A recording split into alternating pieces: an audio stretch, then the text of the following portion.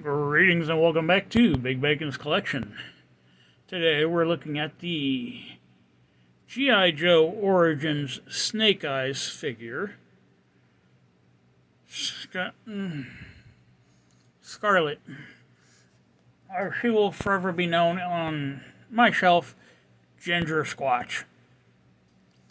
So, because this figure is loose, we're going to start with the accessory. We're going to check out the look of the figure, look at the articulation, gear her up, and get her on the shelf. So Gingersquatch here comes with a crossbow. Now this one, unlike the other version, this is a single piece. Okay. Looks like a small handheld crossbow you would see at most sporting goods stores. Has a crossbow bolt sculpted into it. Tension bars, drawstring.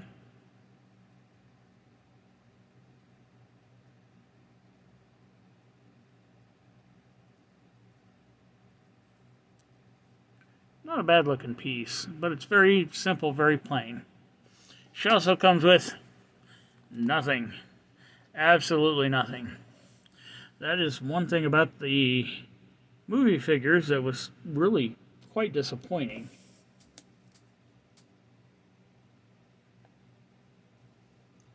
Is that not a single one of them came with an abundance of accessories.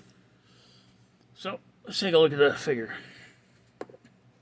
So, this is Gingersquatch.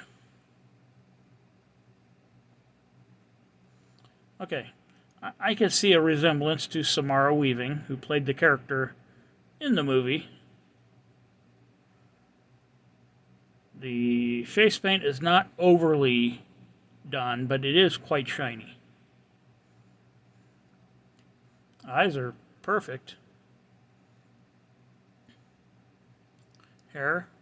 The only real paint on the hair is the tie-off back here, and as you can see, it's not perfectly painted, but it's good enough. Okay, so she's got this one base color bodysuit on. The bodysuit itself is textured in different points.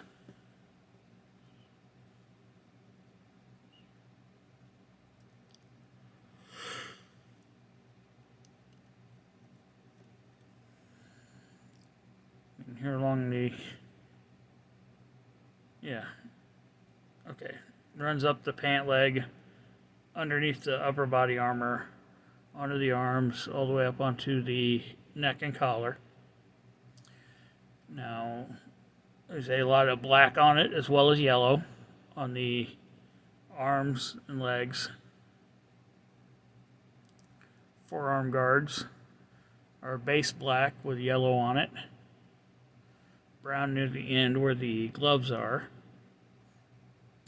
This shoulder has red on it, mostly, I guess, to kind of throw back to that original version of Scarlet. The breastplate is nicely sculpted, and it's got this digital camo look to it.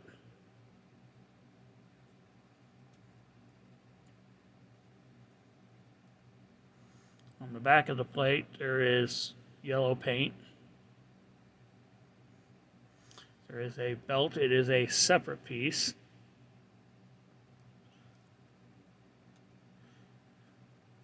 Yeah, it is an independent piece, but it doesn't move much at all. Some silver paint there on the buckle. Lower hang strap. Looks like maybe it's designed to hold a crossbow, although the figure itself won't, like the character's supposed to, I mean. And then this side looks like one of those fancy arrowhead holders. Thigh armor is nicely sculpted, but they only partially painted it. Like the upper part got paint, and then once it comes down onto the thighs, that's it. Straps are done in a darker color. Knee pads done in a color that more matches the undersuit than it does the armor plating. And then the boots are done in like a chunky heel style, armored on the front with more of that digital camo paint. Articulation wise, head is on a dumbbell, so it looks up that far, looks down that far, but you start getting phantom floating ponytail. There's some decent tilt and rotation. Arm hinges up to 90 degrees. Butterfly joint. Full rotation. Now there's no bicep cut. And there's no elbow articulation. So this is the only angle you can have the arm unless you use the butterfly joint. There's no turning, there's no twisting, nothing. Elbow is single jointed, comes up to right around 90. Hands rotate. Looks like a vertical hinge on the left hand, vertical on the right. Okay, she's got a two-part waist articulation. She's got a small cut right there underneath the armor, and then another one at the waist. Now, bending forward, it really does nothing. Bending back, it does a little bit. You get a small amount of tilt and some rotation. Drop down leg hinge kicks out that far. Come on, back in. Kicks forward that far. Now, for some reason, this one, the hinge, the drop-down portion will not go back into place on this leg. You're kind of left with a permanent out-of-joint look. Side cut for rotation. Double-jointed pinless knee. Now, this is one of the earliest pinless figures in the G.I. Joe line. There's no boot. Yep, there is boot cut. My bad. It just hasn't really been used. Foot hinges back that far, forward that far, front facing pin for rocker. So, shall we gear her up? There's not really a whole lot you could do with her because those arms are just, they stick out to the side. They hang down at the side. Angled outward. You can't get them in any closer.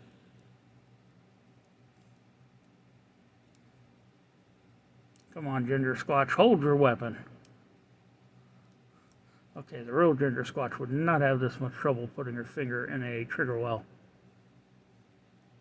Oh, and it looks like I've already got stressing on the hand. It's a tiny little crossbow. Come on. Yeah, okay, is she a lefty? I love how almost every Joe that they give us is a lefty. And in this case, Gingersquatch herself is going to be a lefty. If I can get the finger to extend up into the well.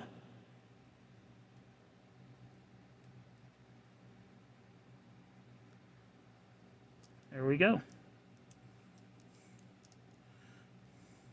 Okay, so by manipulating the butterfly joints and twisting the hands a little bit, you can kind of get it into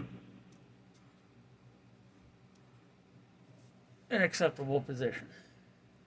So, what do you say we get her up on the shelf? Come on, Gingersquatch. And like I did, I knew this review was coming. I laid her out last week, so I had plenty of time to make room for her where she belongs, next to Karen.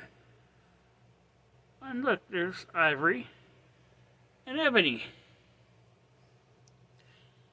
Once again, thanks for tuning in. Be sure to subscribe, like, share, comment, hit that notification bell, and I'll see y'all next time.